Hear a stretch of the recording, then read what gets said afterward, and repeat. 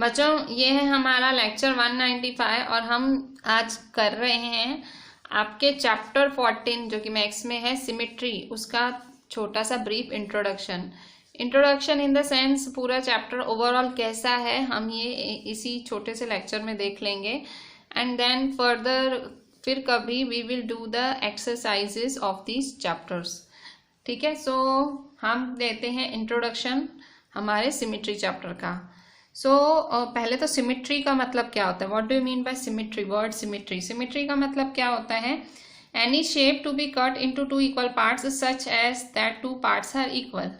कोई भी शेप है, जैसे ये स्क्वायर शेप है, ठीक है, सो स्क्वायर शेप को ऐसे कट करो। देखो मैंने से कुछ टेढ़ा मेढ़ा बनाया है, मैंने प्रॉपर स्केल्स यूज नहीं किए हैं। जैसे ये स्क्वायर है, स्क्वायर है, उसको कुछ ऐसे कट करो, ऐसी लाइन बनाओ कि उसके दोनों पार्ट्स इक्वल हों। इसको ज्यादा आप कैसे कर सकते हो, ज्यादा कैसे, सिमेट्री मतलब वो लाइन जो एक फिगर को दो पार्ट्स में कट करती है कि दोनों पार्ट्स हों इक्वल। ठीक है, जैसे कि आप, जैसे ये मेरा पेज है, ठीक है, मैं कोई और पेज लेती हूँ सपोज, ठीक है,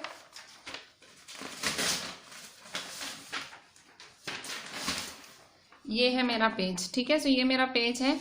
मैं क्या कर रही हूँ, देखो इसको मैंने ऐसे दो भागों में ऐसे, ये क्या हुई, ये मेरी लाइन ऑफ सिमेट्री, मतलब फोल्ड किया ना तो ये भाग एकदम दूसरे भाग पे बैठ गया।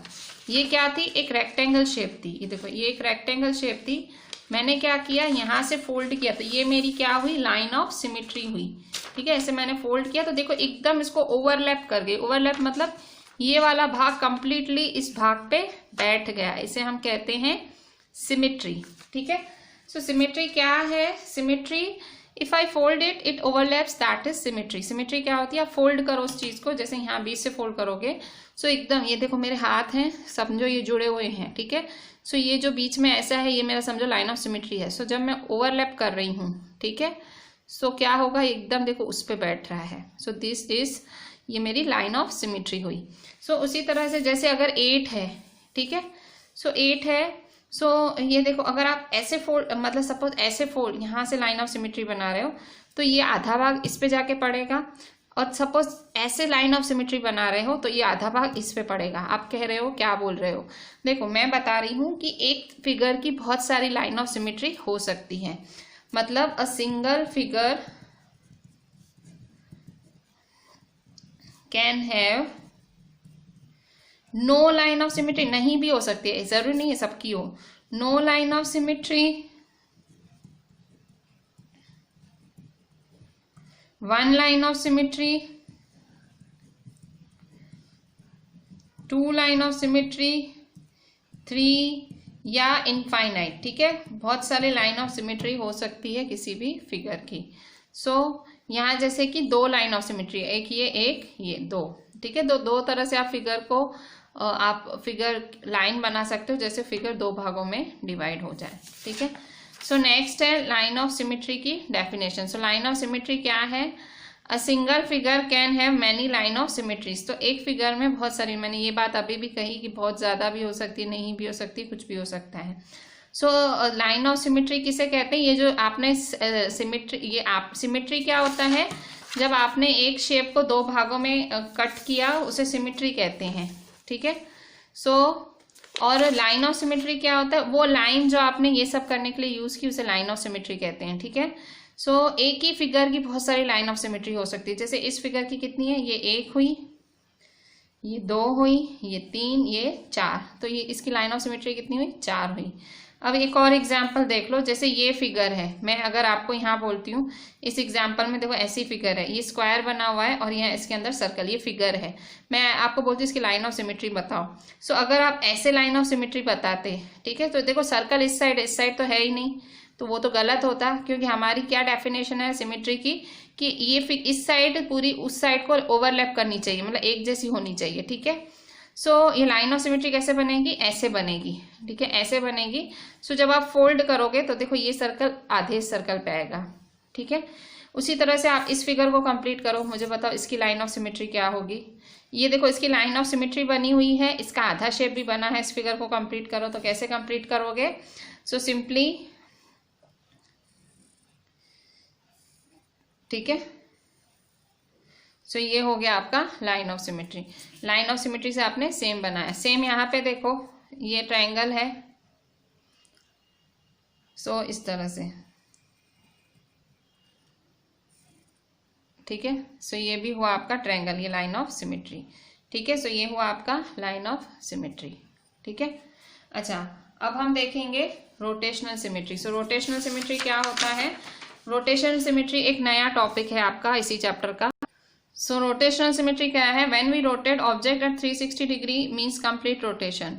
मतलब जब आप किसी चीज को रोटेट करते हो, रोटेट मतलब पूरा 360 डिग्री। देखो कहते हैं ना, कोई आप पूछते हो कि तू तेरी मुंडी 360 डिग्री घुमा सकता है, तो आपको सामने वाला बोलेगा क्या मैं भूत हूं क्या? ठीक है।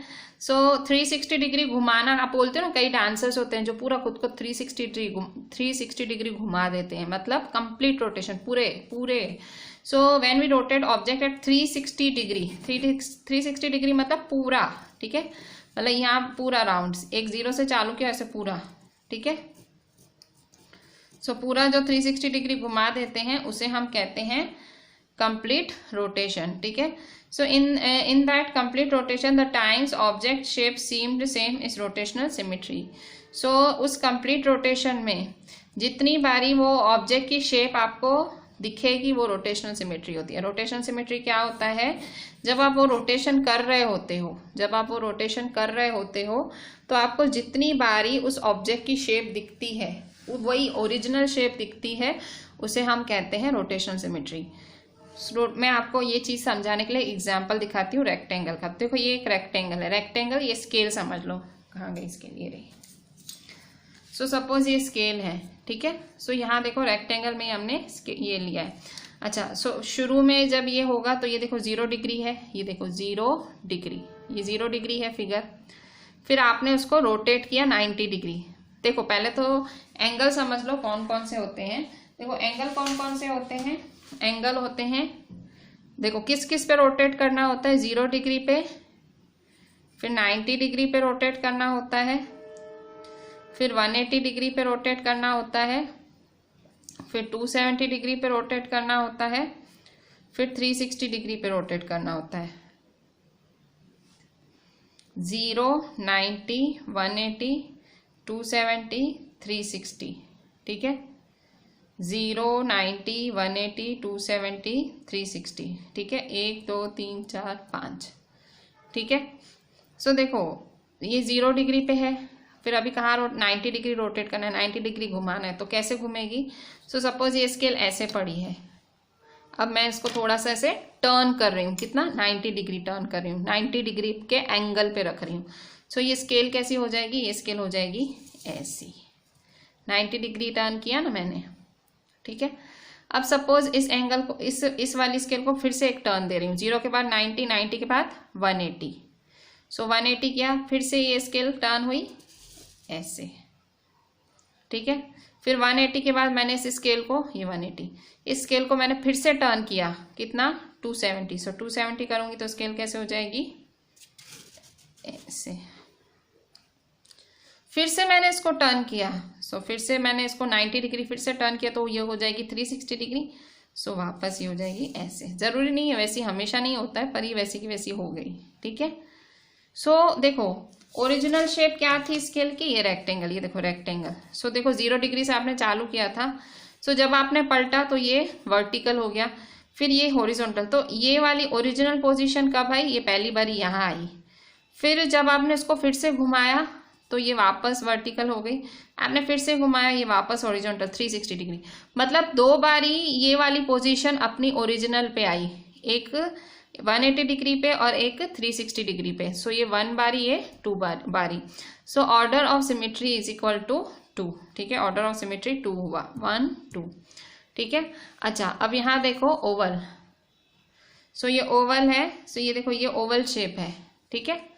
सो देखो आपने ये ओवल यहाँ से चालू किया, ठीक है। ये हुआ आपका 0 डिग्री, ठीक है। सो ये है आपका 90 डिग्री, ऐसे किया, मतलब आपने जब घुमाया, ये ओवल था, ठीक है। सो आपने जब घुमाया तो ये ऐसे हो गया, फिर आपने घुमाया तो ये ऐसे हुआ, फिर घुमाया तो ऐसे हुआ। तो मतलब कितनी बारी ये शेप बनी? सो देखो पहली बारी, दूसरी बारी, तो इसका ऑर्डर ऑफ सिमेट्री क्या हुआ? 2। ऑर्डर क्या होता है कि जब आप इसको रोटेट करते हो, किसी फिगर को रोटेट करते हो 360 डिग्री तक, तो जितनी बारी वो अपनी एक्चुअल शेप में आती है उसे हम ऑर्डर ऑफ सिमेट्री कहते हैं। ठीक है, तो यहाँ 0 डिग्री से चालू किया था, 90 डिग्री, फिर 180 डिग्री, फिर 270, फिर 360, मतलब 2 बारी वो अपनी सेम शेप पे आई। सो ये हमारा रेक्टेंगल का था, ये ओवल का है। नेक्स्ट एग्जाम्पल देखते हैं स्क्वायर का। ठीक है, सो स्क्वायर, तो आप देखो स्क्वायर एक एकदम सिमेट्रिक फिगर है, मतलब स्क्वायर का तो आप कैसे भी घुमाओ एक जैसा ही। सो देखो ये एक स्क्वायर है।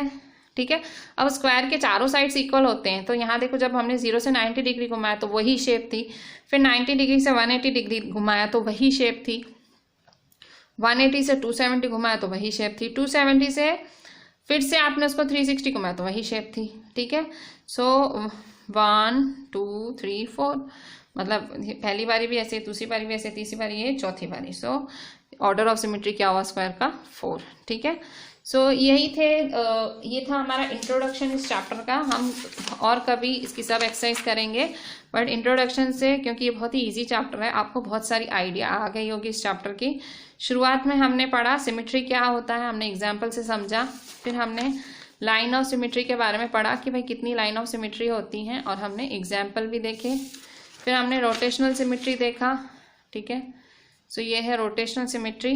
ठीक है, और ये है हमारा इसके example. So with this ending this lecture, please WhatsApp me the entire thing and thank you.